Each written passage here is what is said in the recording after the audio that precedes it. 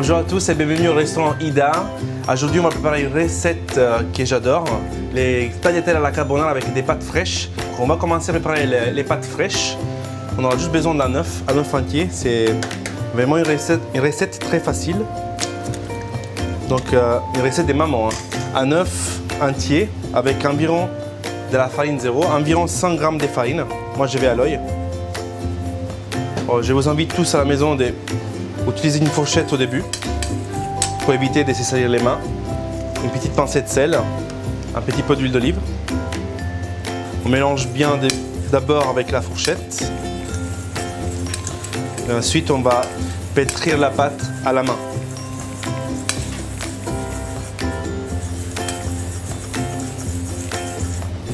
Donc la pâte elle commence à avoir une bonne consistance. On va un peu la travailler à la main. Ça, on appelle ça pétrir aussi parce que il faut vraiment masser la pâte pour avoir une bonne élasticité.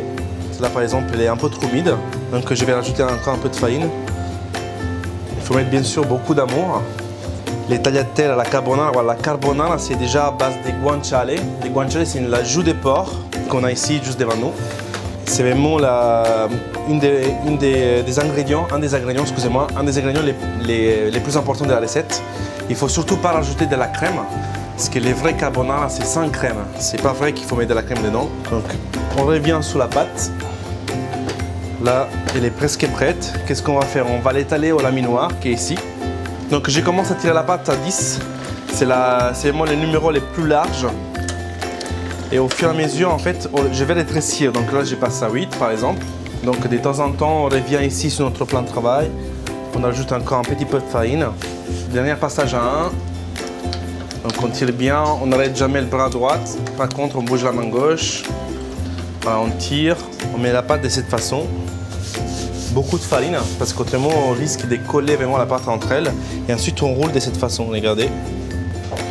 On laisse un petit espace, ici comme ça. Voilà, on retourne la pâte.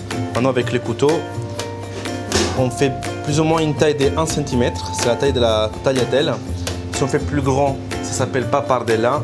Si on fait plus petit, on a des tagliolini. Donc les secrets, c'est ça. Une fois qu'on a coupé la pâte, on prend ici, on ouvre et on a les tagliatelles. Donc c'est un geste très simple, regardez.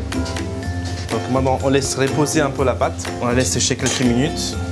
Alors, pendant que les pâtes sont en train de sécher, on va juste casser un œuf entier ici. Voilà.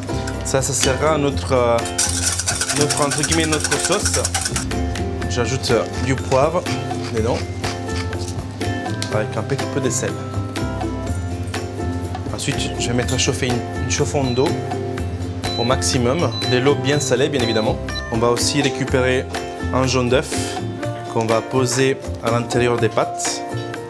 Donc il faut savoir que les pâtes fraîches cuisent vraiment très vite, environ 1 minute. Donc on les plonge dans l'eau chaude comme ça. Avec une pince, on va bien écarter toute la pâte. Déjà, ça commence à monter en surface. Donc, je prépare une poêle ici pour pouvoir égoutter les pâtes dans la poêle directement. On va faire, voilà. On passe à la partie un peu plus difficile. On a notre œuf qui est cassé, bien mélangé.